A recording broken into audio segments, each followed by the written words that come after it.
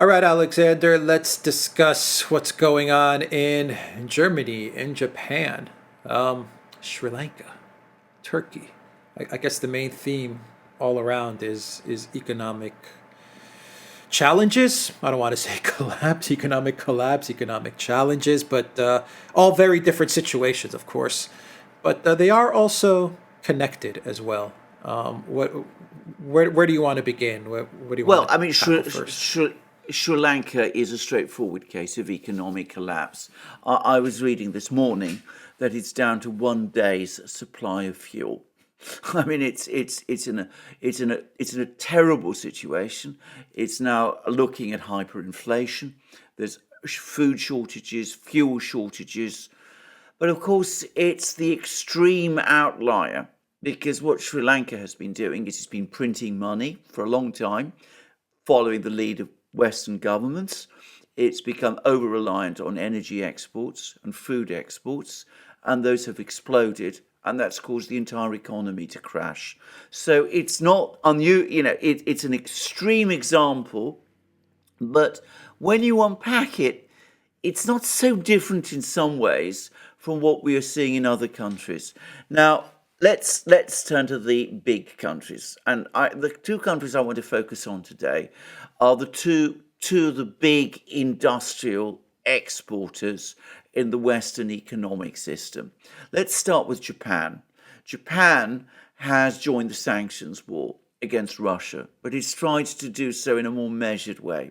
Well, the Russians are now showing that they're taking no prisoners. They've effectively nationalized Sakhalin 2. Now, this is a giant liquefied natural gas project on the far east Russian island of Sakhalin. And Sakhalin 2 supplies most of Japan's liquefied natural gas.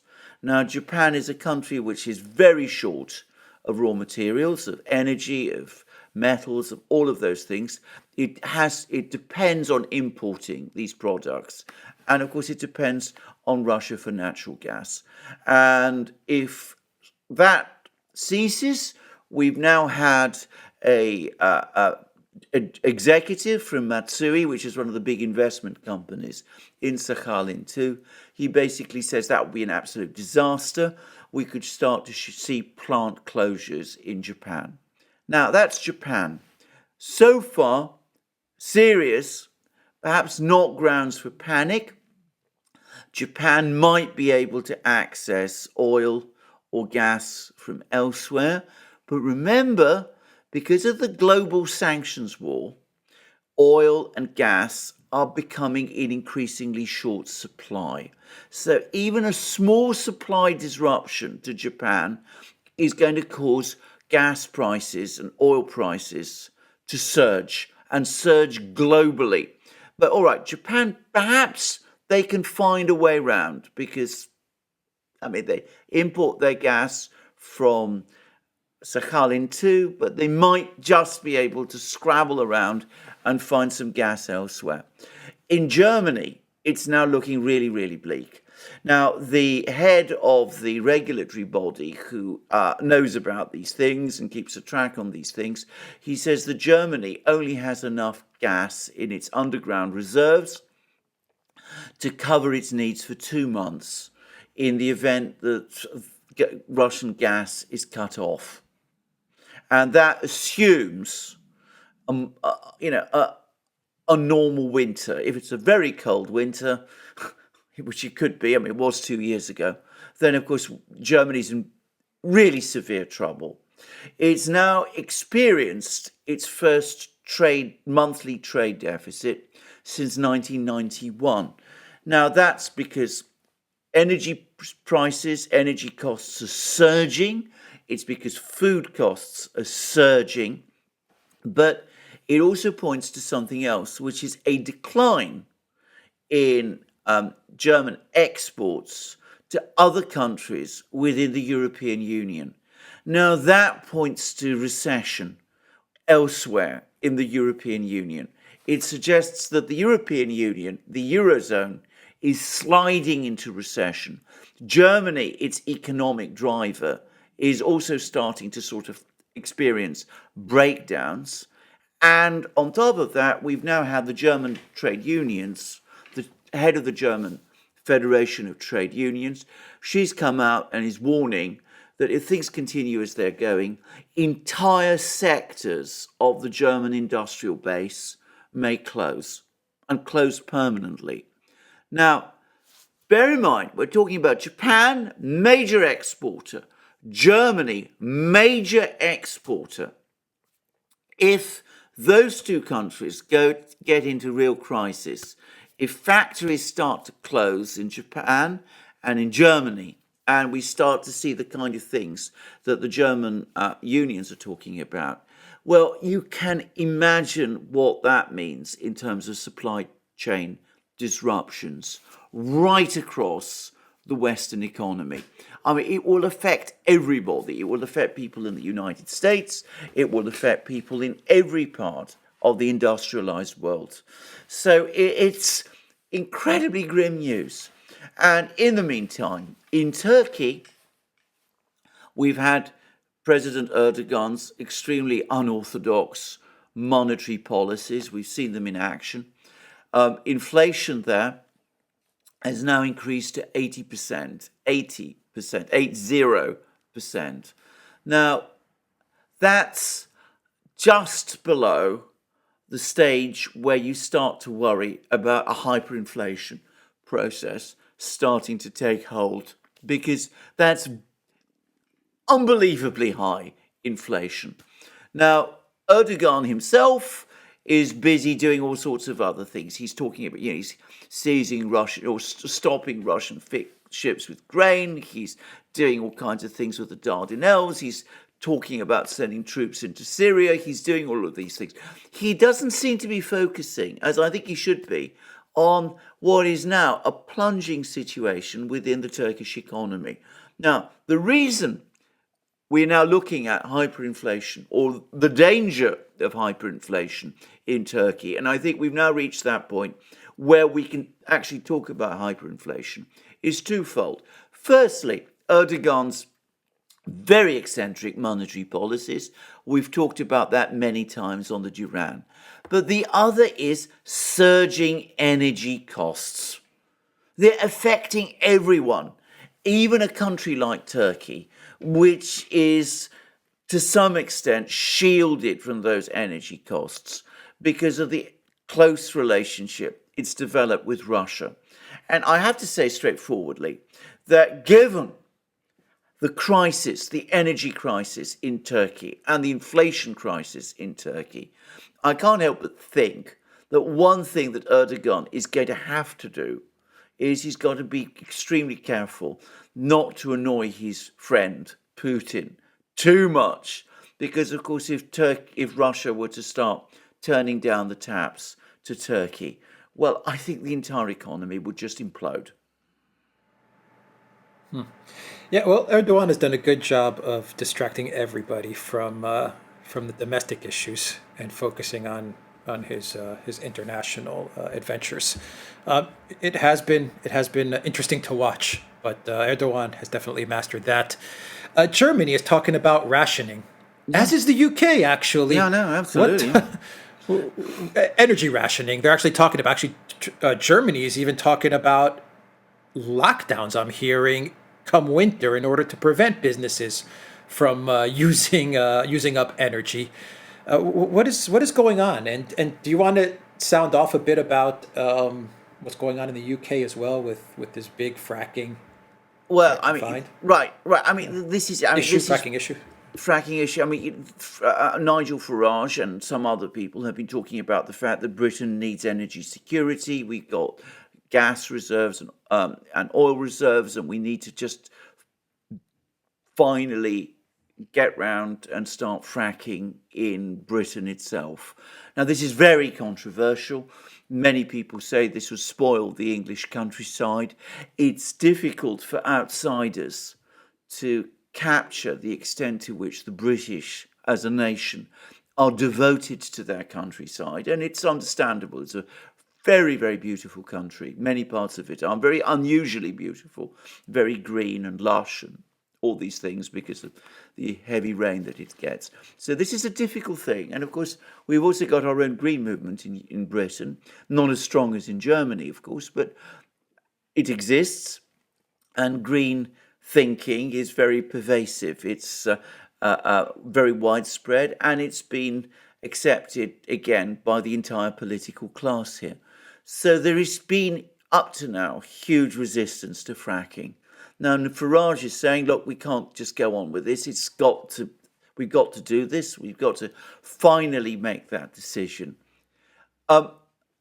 Let's simply put it this way. Even if Farage gets his way, even if those who endorse fracking get their way, it's going to take years before we see any gas as a result of this, because you need investment, you need to get everything organized.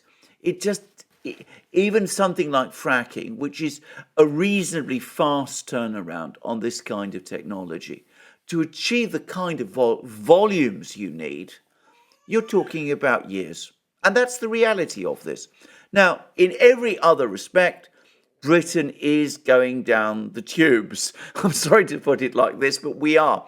We're now running an 8% of GDP. Our trade deficit is now 8%, the equivalent of 8% of our GDP. Now, that is completely unsustainable.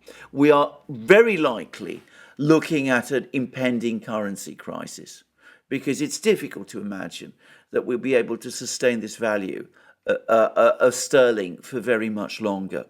If sterling collapses, and it's already been falling against the dollar, but if sterling collapses, then of course imports will grow, inflation will increase. Inflation in Britain is already very high, and of course the effect on people's living standards, which is also extremely high, is going to increase. Moreover, if sterling starts to crash, the Bank of England may be pushed into increasing interest rates.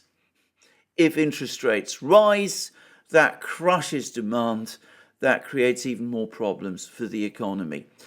What is the underlying cause of all of this? Well, we could talk a lot about money printing, of which we've done lots in Britain. We can talk a lot about bad energy policies, indisputably true. But you can't get away from the elephant in the room, which is not Brexit, despite what some people are saying. The elephant in the room is this sanctions war against Russia, which is driving up energy and food costs everywhere, and it's hitting Britain especially hard. We're looking incredibly vulnerable at this moment, and that is true to a greater or lesser extent pretty much everywhere you go. There is now an economic crisis in Argentina. The finance minister there has been forced to resign. Argentina is in problems, again, because of surging costs. And of course, this is becoming a global problem. And it will become so ever more so as things continue. Meanwhile, countries which, are a bit more rational, them taking the obvious steps.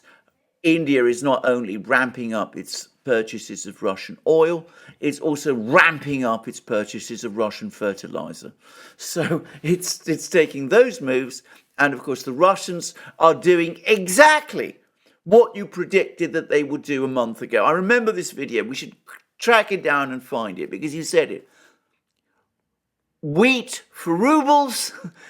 They've just said that the Russian government has just said that that's exactly what they're going to, what they're doing. There's actually a decree being prepared by the Russian government to be put together and given to Putin for his signature. So that's probably just weeks away now. All right, a final question. You mentioned how Erdogan needs to play nice with Russia, because things could get very bad on the domestic front with Turkey and their economy. Does Russia, or can Russia, or will Russia, are they even thinking like this, the Kremlin, Are Yeah. they thinking along the lines of the UK and Germany are in a vulnerable position? Let's do X, Y, and Z to nudge them closer to the edge of the cliff, or is Russia, or is the policy in Russia more along the lines of, they're in a circular firing squad, let's not do anything and just leave them to it? I think that initially it was very much they're in a circular firing squad, let's leave them to it. I think as the Russians have become more angry, and as they also realize that the more steps they start taking, and they're making very minor steps, but they're consequential ones, I think that they're starting to realize the power this gives them. And the breakthrough, the moment when, as I said, they grasped the extent of their power was gas for rubles. When all the European gas companies came and did all that the Russians wanted, opened all those accounts, and the European Commission, which tried to stop it, was humbled. That made the Russians understand that they have the whip hand in this game, and that they can therefore afford to tighten the screws ever so gently, because even though it's fun to watch the circular firing squad in action, tightening the screws reminds the Europeans of how much power Russia has. I'm going to give an example, a very quick example, which is the Kaliningrad crisis.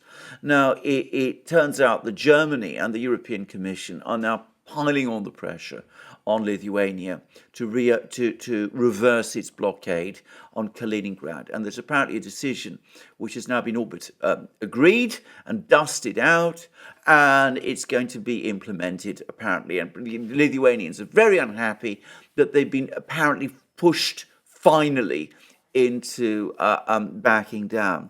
And the reason is, I'm sure that this is the true reason, is that the Russians have been saying, if Lithuania continues with this blockade, we will block all railway access, all railway access into the Baltic states.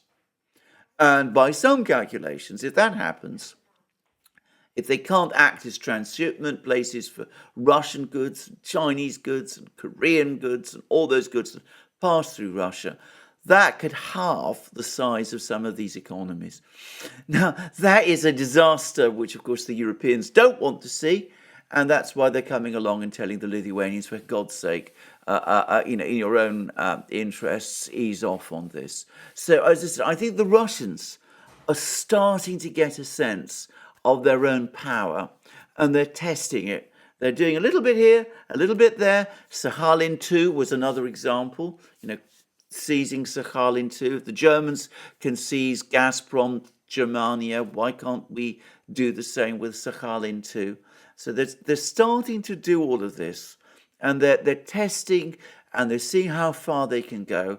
And now, of course, they've gone one step further, a big step further, which is wheat for rubles. All right. We will leave it there. TheDuran.locals.com, everybody, and go to the Duran shop. 10% off. Use the code GOODDAY.